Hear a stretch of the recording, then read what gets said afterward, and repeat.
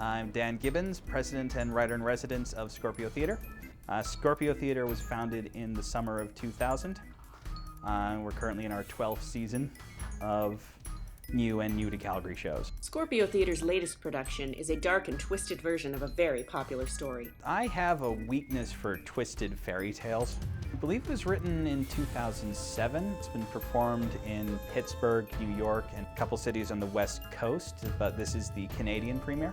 Alice's Adventures in Wonderland is a modernization of Lewis Carroll's Alice in Wonderland and Alice Through the Looking Glass, which takes the basic story and characters and transports them from a fantasy wonderland into an urban, nightmarish inner city setting.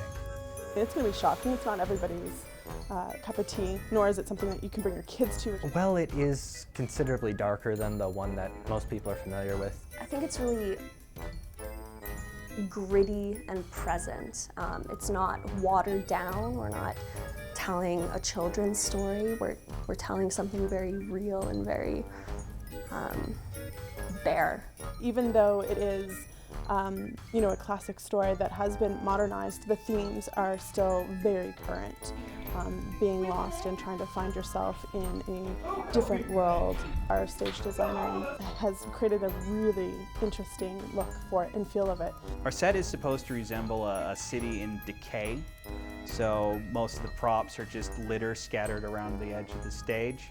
The set is mostly made up out of discarded objects like wooden pallets and milk crates. These actors need to walk a fine line between reality and fantasy.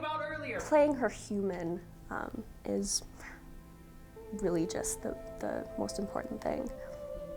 With this character, it does go to some fairly dark places to an extent, and you kind of want to balance out the darkness with the fact that you do want to make it a believable character. She's one of those characters who acts sweet and kind, but also very stern, so you just don't want to mess with her. She's a mistress of a BDSM club.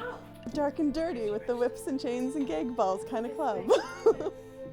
Will such a daring production appeal to audiences here in Calgary?